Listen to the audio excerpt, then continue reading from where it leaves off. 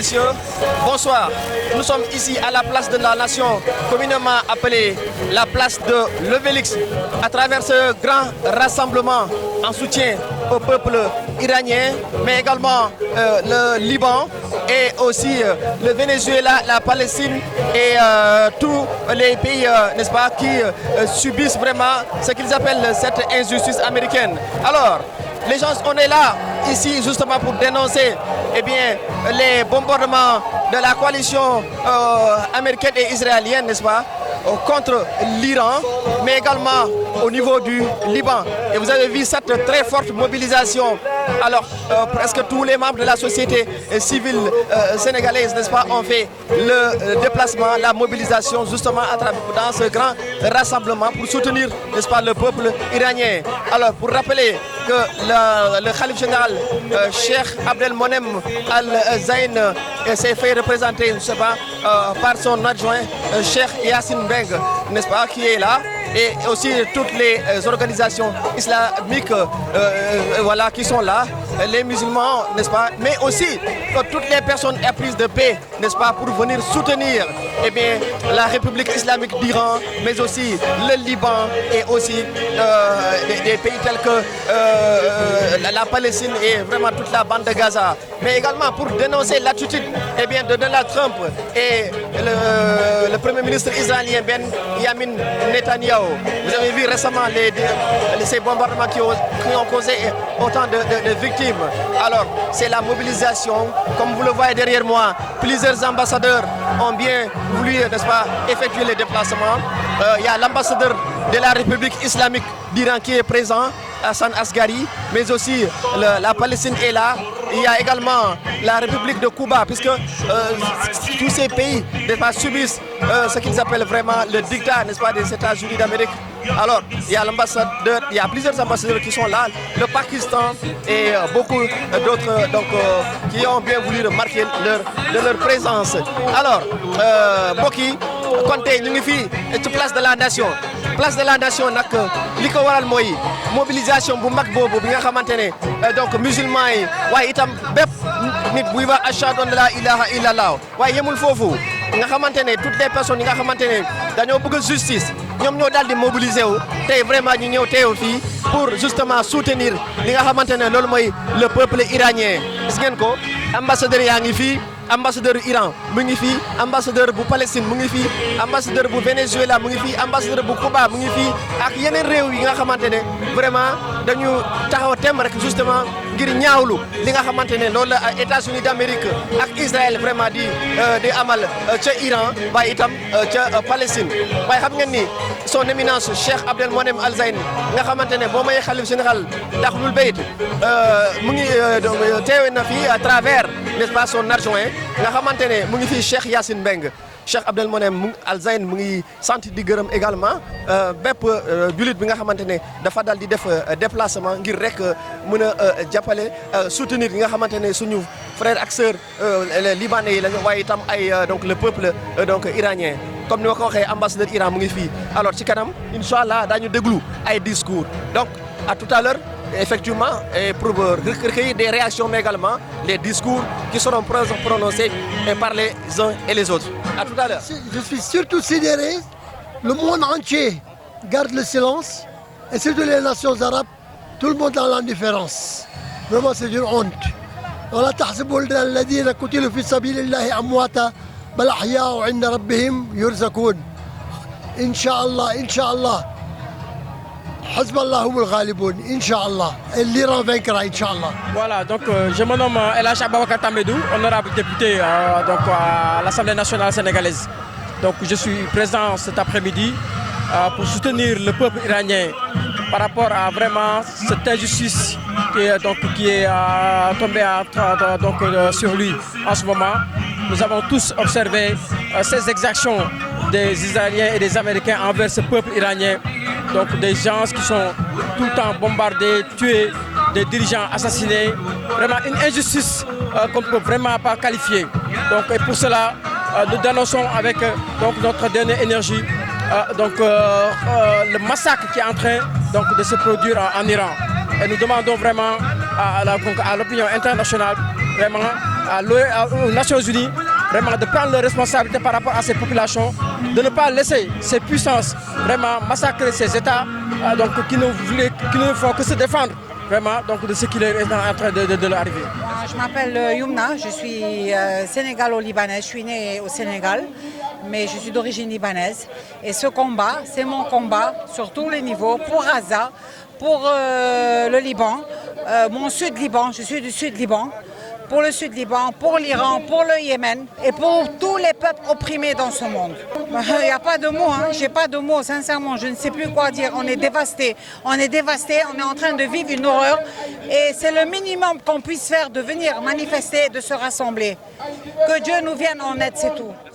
teewaay bi nekkul lu dul ñëw soutenir le peuple iranien musulman ci agression bi nga xam ne moom la Amérique ak Israël def ci moom njiit te dara warul ko lu dul ñu ne ñoom ñooñu neexatuñ leen dañ leen war a changer jël les ressources naturelles de l'Iran bu ko defee mu nekk sous le giron américain mu tax ñu rey ay nit des innocents loolu la ñuy ñëw di dénoncer parce que dafa nekk à l'encontre du droit international des droits humains ci valeurs yi nga xamante ne humaine yi nga xam ne tey mooy def suñu mieux vivre à travers le monde. man damay représenter benn organisation bu ñuy wax Battal fi Bantal Fouta Djallon Union pour le développement du Fouta Djallon et de la sous-région. li xew ba xew mooy dañuy taxaw ci kanamu impérialisme ñaar ñoo xam ne dañoo am benn plan seen programme pour taxawal lu ñuy wax de Great Israel li nga xam dafay jël daaneel dëkk jullit ñi samp Israël dem ba jël Makka ak Médina moo tax ñun gis nañ en tant que jullit mën noo toog di seetaan. Alors je suis là pour manifester contre l'injustice, contre les génocides, contre la colonisation. Les États-Unis se permettent de coloniser les pays pour prendre leurs richesses, soi-disant pour protéger leur peuple. C'est faux. On sait que c'est pour leur richesse. Et nous, on est contre l'injustice, contre les génocides que les États-Unis et Israël sont en train de commettre. الإخوة الكرام أنا أسلم عليكم وأحييكم وأدعو الله سبحانه وتعالى أن يصل صوتي هذا إلى الجميع المسلمين. لماذا؟ لأن هذا الموقف الذي وقفنا فيه اليوم موقف نبيل دعما للشعب الإيراني والشعب اللبناني. هؤلاء الذين ظلموا، من الذي ظلمهم؟ ظلمهم أمريكا وإسرائيل. إذن المسلم أخوه المسلم، ولذا نحن اليوم نقف بجانب الجمهورية الإسلامية الإيرانية وبجانب الشعب اللبناني على هذا العمل البشع، على هذا العمل لا إنساني. يعني قاموا يوم وقتلوا أكثر من 155 طفل في مدرستهم. هذا عمل هذه جريمة. كل واحد من المسلمين يجب أن يقول أن هذه جريمة نكراء. mbokk jullit yépp ne lii bépp sénégalais war nga war a ñëw tey teew fii tey ndax ay suñu moroomi jullit lañuy mettital suñu moroomi jullit lañ tooñ dégg dee leen dimbali seen moroomi jullit te moroomi jullit lañu tooñ. Iran république islamique d'Iran xëyul attaqué kenn dañoo xëy attaqué ko ngir tooñ ko kon nag ñun dañoo ñëw fi pour naqarlu loolu rek mooy suñu andi fii xeexuñu xulóowuñu waaye am sañ nañu taxaw dal suñu loxo ne lii ñuy def Iran neexuñu. اول که میخوام بگم تشکر میکنم از رئیس سنگال و از نخست وزیر سنگال که مسر سانکو و رئیس بشیر که به ما اجازه دادن تونستیم که از هر چی داره میشه وای میسیم که به همه بگیم ما هستیم. نه فقط ما، هم سنگال هم کل دنیا با ما هستن. الحمدلله نعبر له ما نحن لأن قوميتنا في وجداننا، في ضميرنا، في ذاتنا. نحن شعب قومي والعالم كله الآن يشهد بهذا. لهذا نقول اليوم نحن، عندما أقول نحن يعني أنا وأنت وهي وهو كل الشعوب الإسلامية نقف في وجه العدو، وهذا العدو ليس عدوي أنا فقط بل عدو الأمة الإسلامية، وهذا ما قاله السيد القائد. وهذه الجرثومة السرطانية يجب أن تذهب حتى الموت. Chaque être humain doit soutenir les victimes de l'injustice. Et aujourd'hui, dans la région du Moyen-Orient et partout dans le monde, on ne voit que l'injustice. كل إنسان لا يستطيع أن يجلس محايداً بدون أن يقول كلمة حق في وجه الظلم، دون أن يساعد ويعين المظلومين. واليوم نرى أسوأ وأقصى أنواع العذاب والظلم الذي يلحق بالفلسطينيين في غزة، في لبنان، الإيرانيين وكل العرب والمسلمين، بل غير المسلمين مثل فنزويلا وغيرها يتم الاعتداء عليهم من أجل قتلهم، قتل أطفالهم ونهب ثرواتهم. فنحن هنا لنقول كلمة الحق كما قال علي بن أبي طالب لولديه: كونا للظالم خصما وللمظلوم عونا. Soyez injuste et pour la victime qui subit cette injustice. waaw man la Seyda Maymouna Faye nekk présidente association des femmes d'Ahlul Bayt ci majlis ulama Ahlul Bayt. waaw tey sunu tànk moom boo gisee ñu ñëw fii dañoo ñëw pour di xeex injustice, ñoo tamit jàppale sunu mbokku jullit yi nga xamante ni dañ leen a not di leen faagaagal di nangu seen àq ak yelleef, moo tax ñu daal di ñëw. te bu ñu xoolee loolu tamit dañ koo gis ci xeex entre Iran ak américain ak Israël, ñu gis ne Iran dañ koo tooñ ba pare nag jullit yi daal di toog daal di noppi. léegi ci biir loolu nag ñu gis ne américain tamit tooñ bu ñu tooñ Iran mooy lan, Iran defu leen dara, tooñuñu ko, ñu jékki-jékki ba mu neex leen di frappé ci kawam. ba pare nag bu fekkoon nit ki soo koy dóor da nga naan ko lii nga def ma lay dóor, mais tey ñoom ñëpp mënuñu wax ne Iran lii la def ba ñuy dal ci kawam. ñoom daal dañuy wane ne dañoo am seen doole, heure bu leen neexee songu Iran, heure bu leen neexee daal di koy bàyyi. te islam nag doxalewul noonu, aduna doxalewul noonu, droit de l'homme tamit doxalewul noonu. loolu moo tax tey ñu ñëw war a yuuxu suñuy baat di ne injustice dañ koy bañ, noot doomu aadama dañ koy bañ, parce que yàlla dafa fonk doomu aadama. mooy tey jii bu ñu mënoon a dem xeexi dañoo war a dem xeexi contre États-Unis, xeex contre Israël, ndax mbon ak mbugal bi nga xam ni def na ko di ko teg ci kaw Palestine, loolu rek waroon na tax tey même bu dee ay tubaab sax tey ñooy mbugal Israël, ñun ñëpp waroon nañ dem xeex jàppale leen. Ce qui explique ma présence, c'est qu'aujourd'hui toutes les injustices subies par le peuple palestinien, des massacres qu'on n'a jamais vus dans l'histoire de l'humanité, méritaient que toute l'humanité aille combattre contre Israël. Aujourd'hui, faute de ne pouvoir aller combattre contre Israël, si on appelle à une mobilisation, nous devons venir à une mobilisation massive. Parce que, comme disait Tariq Ramadan, il n'en a même pas besoin d'aller combattre Israël. Il suffit que chaque musulman aille cracher sur Israël, ils vont tous se noyer. Parce que nous, on est presque 2 milliards, eux, ils sont que presque même pas 7 millions, 8 millions. Aujourd'hui, compte tenu de se laisser aller, ils sont allés encore agresser l'Iran, agresser le Liban, ils se permettent d'agresser tout le monde. Donc on leur souhaite une défaite cuisante, une grande défaite qui donnera une leçon à tous les fauteurs de troubles et tous ceux qui sèment la terreur, parce que les vrais terroristes, ce sont eux qui sachent que dans la vie, il ne faut pas jouer au terrorisme parce que ça va se retourner contre toi. Alors on leur souhaite une grande défaite, vraiment pour que l'islam gagne, pour que la justice gagne, que l'humanité continue, vive l'humanité, vive le Sénégal. Really, this such an action for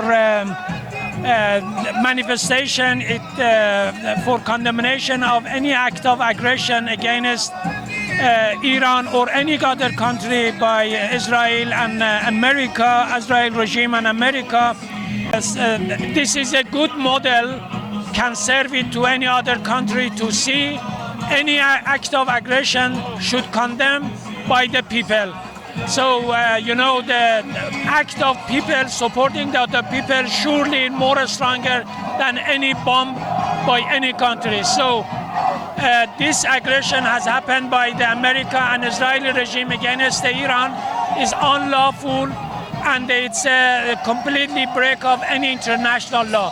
So we have to stop it no to any other country. So today, Iran is the main country will defend with the American-Israeli regime with any kind. You know, the American-Israeli regime attacked 2 times by Iran. And also in Qatar, Yemen, Israel, Lebanon, Palestine. So these are the, America thinking this is a weak country, but we show them during the 23 days of the defending of our territorial and defending our people. We have not attacked any country up to now, but we will strongly defend ourselves, inshallah. And this is a really good sample supporting by the Senegal. We have to thank all government and all organizers of this such a manifestation, and we hope so to be successful, inshallah. الله يديم على السنغال ونحن اللبنانية هون مرتاحين وبكل مناسبة بنكون موجودين ونحن إلي 70 سنة هون أنا والحمد لله وعندي جنسية سنغالية. Moi je suis sénégalaise, j'ai les passeports sénégalais. On est là, on est venu participer à la manifestation. On est de tout cœur avec le peuple dans l'injustice. Et moi, je suis libanaise. J'ai vécu la guerre en 2024 au Liban quand je passais les vacances. Et j'ai vu c'est quoi la guerre et la mort. Alhamdulillah, la Koulichi. Et je suis là pour participer à tout ce qui est contre Israël et contre les États-Unis.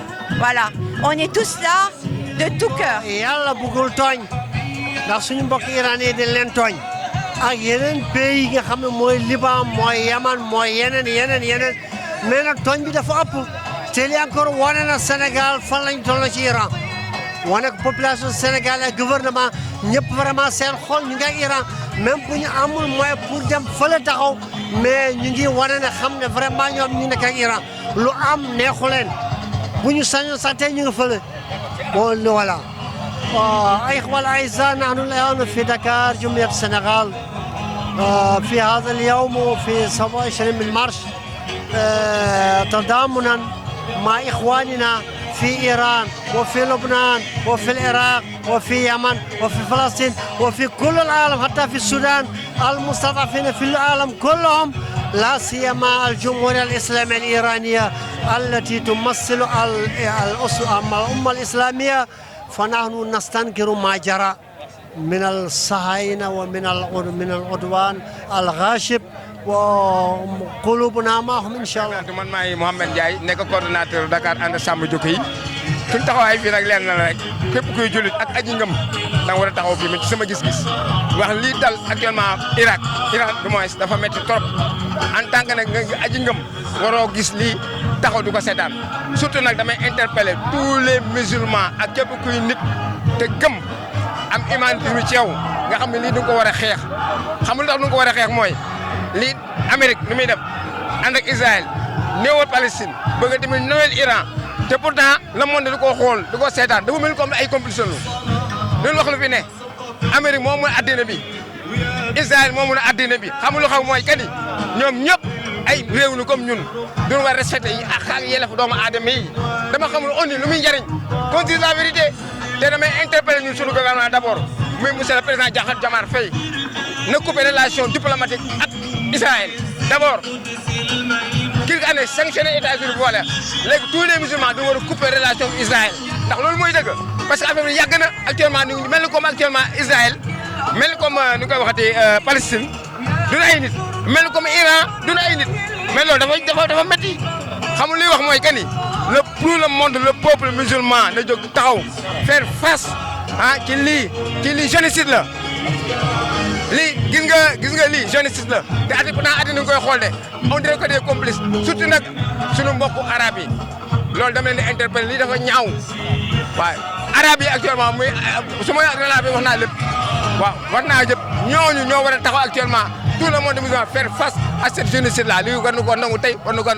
Man la Fatima Mauricio dama ñëw pour défendre l'islam parce que dañu tooñ Iran te ñun ñëpp ay jullit lañu ñu bëgg a ñëw défendre leen parce que dañu war a jox suñu ak suñu leelef waaw léegi nag su jullit yi toogee di xoole wax jóguñu si l'islam day fay te loolu moom neexul dañoo bëgg l'islam taxaw mën a faaga mën a kii effacer ñi nekk di ñu sonal ñoom dañ defe ne ñoom ñoo moom monde bi moomuñu ko waaw monde bi pour ñëpp la léegi nag ñoom bu fekkee dañu yaakaar ne ñoom ñoo moom monde bi ba tax ñuy dóor nit ñi ay kii ñun tam duñu seetaan dañuy taxaw défendre suñu bopp ñoo waral tey ñun ñëpp ñu taxaw fii pour ñun ñëpp ñu génn fii dafa waroon fees dell dañoo xoolee fii fees dell la waroon def parce que jullit yëpp la ñu wax ñu ñëw jullit yëpp ñoo war a ñëw ñu taxaw si.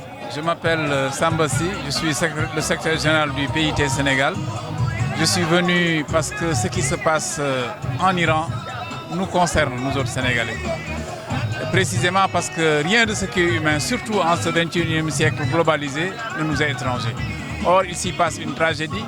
L'argument voulant transformer la force en droit est en train de vouloir être développé comme étant une philosophie de vie. Et évidemment, cette philosophie de vie rend la vie invivable pour tout le monde. Pour dire non à la guerre, non aux violences, non aux destructions, nous sommes présents aux côtés du peuple iranien. Oui, on est ici pour soutenir l'Iran, mais en même temps pour soutenir le Venezuela. On est très remerciant des mouvements panafricanistes qui sont très bien organisés. Et merci beaucoup pour la concentration d'aujourd'hui. Ce n'était pas une capture, il a été kidnappé. Et lui-même et la première dame Cilia Flores, ils sont kidnappés aux États-Unis par les États-Unis. Mais c'est une nation illégale, inacceptable.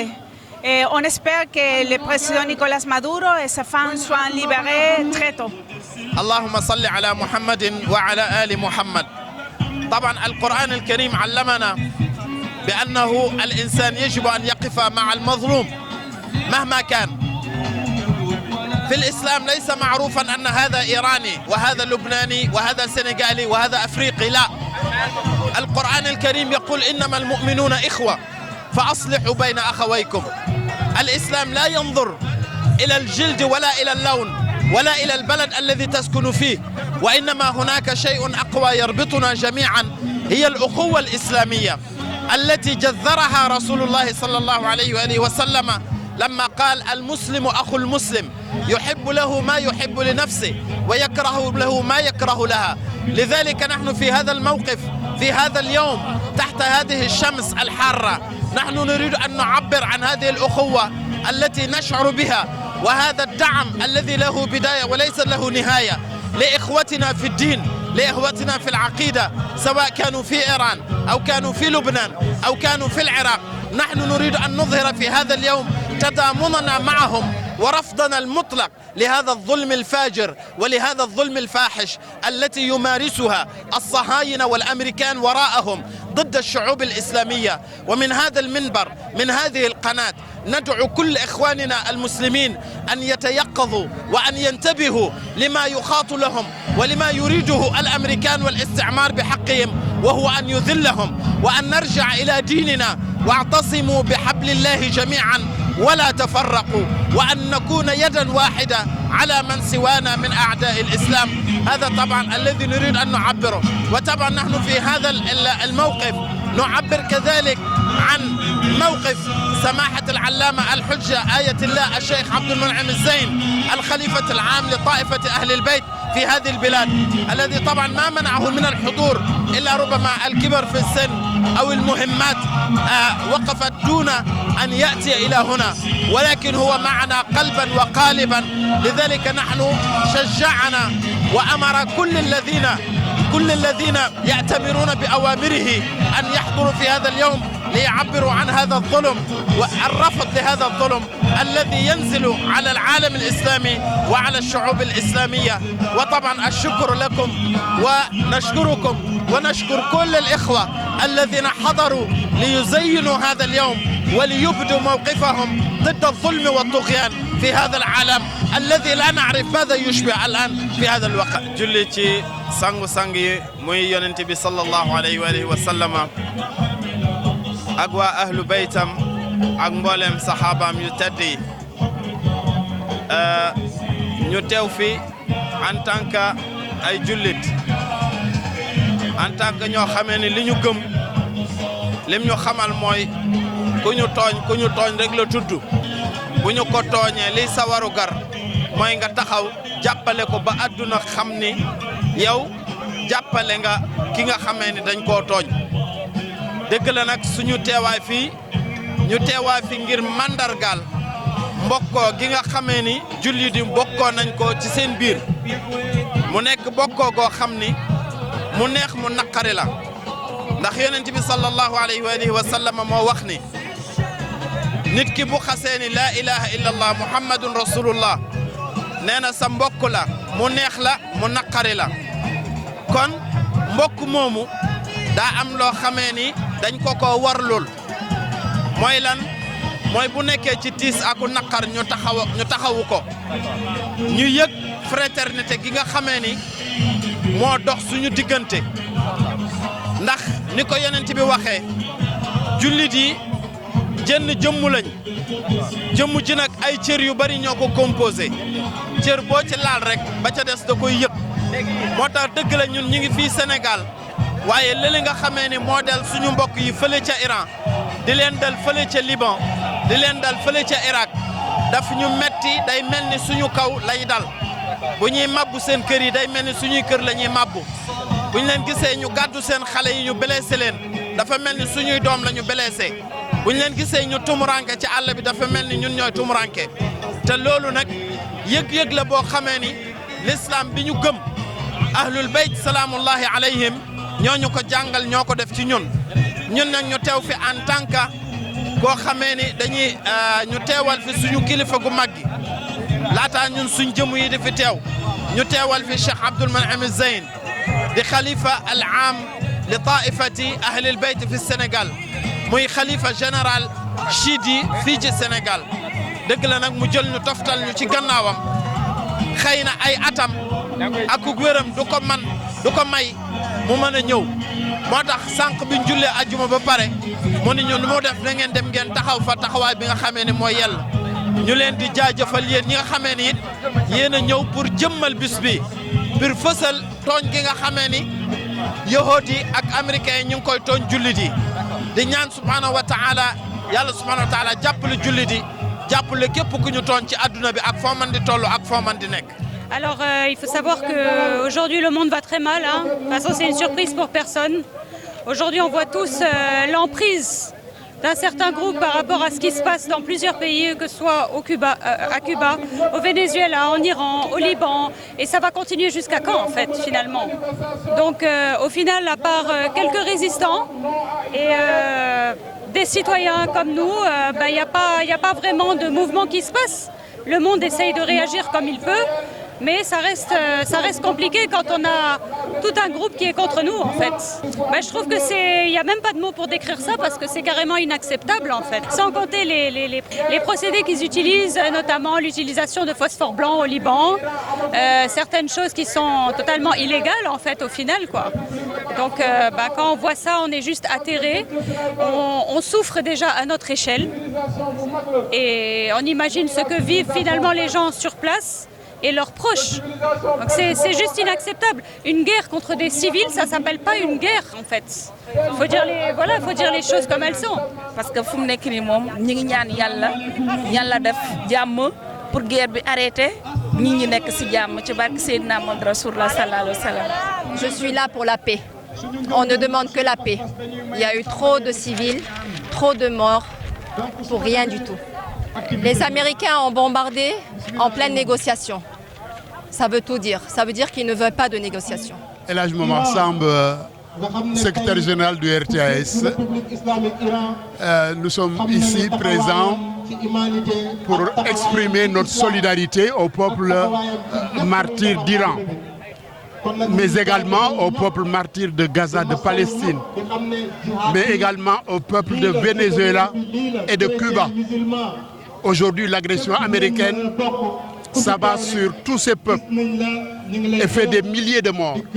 Et parmi ces morts, il y a des élèves, des scolaires, des centaines ou des milliers. Ce qui se passe sous nos yeux dans ce monde est inadmissible, intolérable. C'est l'humanité qui est en train d'être détruite par l'administration américaine en compagnie de l'administration israélienne. Cela doit être condamné par toutes les forces démocratiques du monde. C'est la raison de notre présence ici pour condamner ces agressions, exprimer notre solidarité au peuple martyr d'Iran, de Palestine, du Liban, parce qu'il faut le rappeler, le Liban aujourd'hui est agressé, du Venezuela, de Cuba. Tous ces peuples-là, aujourd'hui, sont victimes de la loi du plus fort, celle des Américains et des Israéliens. Voilà. Bismillahirrahmanirrahim. Ana Sayyida Maimouna, رئيسة للجنة النساء في مجلس علماء أهل البيت. جئنا إلى هنا لهدف واحد وهو أن نقف أمام الظالم وأيضا أن نقف يعني ضد الظلم ونقول لإسرائيل نحن لا نستقبل يعني هؤلاء أن الظلم على إيران لذا نحن الموت لأمريكا وأيضا الموت لإسرائيل دائما أمام إيران لكي نحفظ يعني حقنا وأيضا لكي نحفظ ماذا يعني حقوق الإنسان في هذا العالم. dama taxawaay fii tey dama ñëw pour défendre islam ci guerre bi comme américains yi dañoo tooñ iraniens yi donc ñun tamit duñu toog di croiser les bras islam bi yëpp la donc jullit yëpp dañoo war a jóg taxaw défendre leen ndax lépp lu ñu bokk ndax ñoom dañuy xeex islam bi donc comme kii nu mu ko waxee rek fii naroon naa fees ndax islam bi yëpp la. maa ngi tudd Ndeye Fatou Diène dëkk Yoff dama ñëwoon si rassemblement bi parce que daanaka rassemblement bi pour jullit yëpp la ndaxte boo gisee Iran xeex bi muy xeex pour monde bi yëpp la pour affaire humanité moo tax muy xeex ndaxte injustice la ñu ko teg Amérique dafa ñëw ak Israël daal di ko kii te Iran ku ko xool xam ne réew mu mag la parce que nan la tudd Imam Khomeini daanaka boo xoolee révolution bi yëpp boo xoolee li tax mu kii ko affaire jullit yi moo tax Iran ñoom rek si kaw suuf ñooy défendre monde musulman Iran kese si monde bi ñooy kii défendre jullit yi da ngay gis lii xaw si mantaxa bi Palestine à chaque fois jullit yëpp te seen i mbokk ñu ngi seen côté du kenn kuy réagir toujours Iran mooy réagir Hassan Nasrallah junubu Liban de seen guerre bi 2006 keer la ma fekk amul dara lu ma si ump mais daal vraiment ñu ngi ñëw pour assister pour soutenir waa kii Iran. waaw tey dañoo ñëw fii ngir ànd ak suñu mbokku iranien yi république islamique d'Iran di dénoncer rek xeex bi nga xam ne moom la Amérique ak Israël di def ci seen kaw. loolu muy tooñ boo xam ne du dara lu dul nit ki daal war da nekk man maa war a nekk te loolu aussi boo demee ci Nations Unies loi da koy tere parce que kenn ku nekk dafa am lu ñu tuddee autonome comme Iran dafa am autonome di réew moo xam ne dafa war a am liberté boppam di doxal programme boppam ay nit ñëw fi ne duñ ko doxal te ñi koy jàppale itam suñu mbokku libanais ak yaman ak irakien yëpp ak Sénégal ñun ñi nga xam ne dañoo ñëw tey ñëw pour ànd ak Iran ci li nga xam ne liñ koy def baaxul nañ ko bàyyi Nations Unies nañu jóg pour kii guerre gi nañu arrêté américain ak Israël yi ak képp koo xam ne day ànd ak ñoom pour mun a noot peuple boo xam ne yàlla def ko jox souveraineté muy réew moo xam ne aussi tey bu dee islam moom la ñu yaakaar en tant que état boo xam ne mu ngi taxawal yoonu yàlla.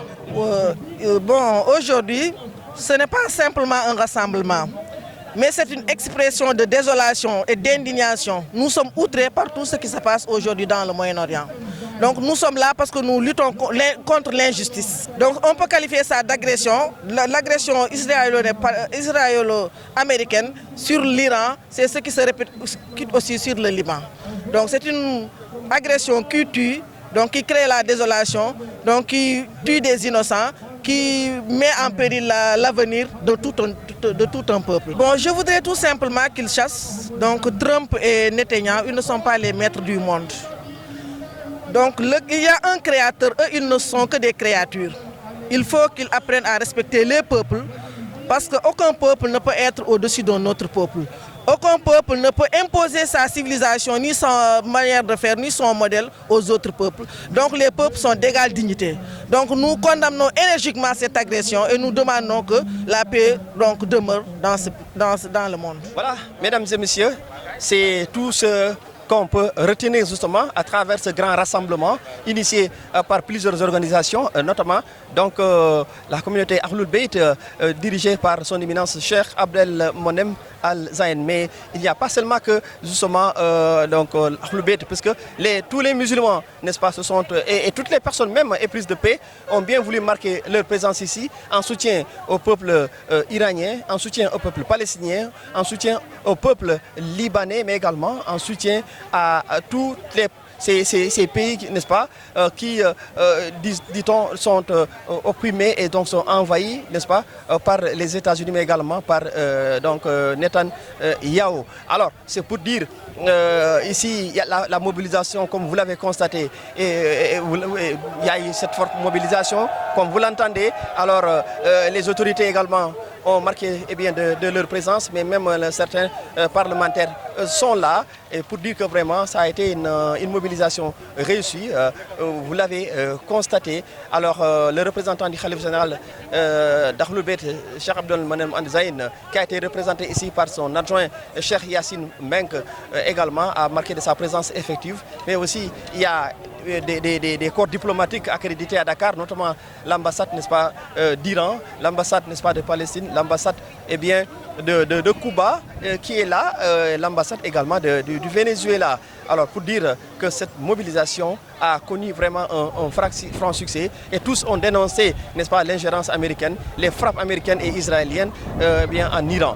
Alors, Mboki, lii nag moo doonoon li nga xamante ne mooy ndaje bu mag mooy rassemblement bu mag bi nga xamante ne amal nañu ko fii ci place de la nation ñu gën ko xam ci place de l'Obélisque ndax nag ñu fi teew ñëpp ñaawlu nañu bombardement américain yi waaye itam vraiment israélienne ci république islamique d'Iran. boo xoolee ambassadeurs yi yëpp teewu nañu fii ku mel ni ambassadeur d'Iran, ku mel ni ambassadeur, n'est-ce pas, de Palestine, ambassadeur, n'est-ce pas, de Cuba, de Venezuela ak yeneen réew yi nga xamante ne vraiment teewu nañu fii lii wane ni loolu lu am solo la. xam ngeen ni Cheikh Abdel Monem Al-Zayen mooy xalif général d'Ahlul Bayt moom it vraiment teewu na fii, mais ki ko teewal fii mooy ki nga xamante ne moo bay adjoint mooy Cheikh Yassine Mbeng. loolu nag dafay wane vraiment taxawaay donc son éminence Cheikh Abdel Monem Al-Zayen ci vraiment soutenir li nga xamante ne loolu mooy peuple libanais, peuple palestinien, peuple iranien. kon ñu ngi leen di sant di leen gërëm di leen jox dig daje beneen yoon incha allah salaamaaleykum wa rahmatullahi wa barakatuh.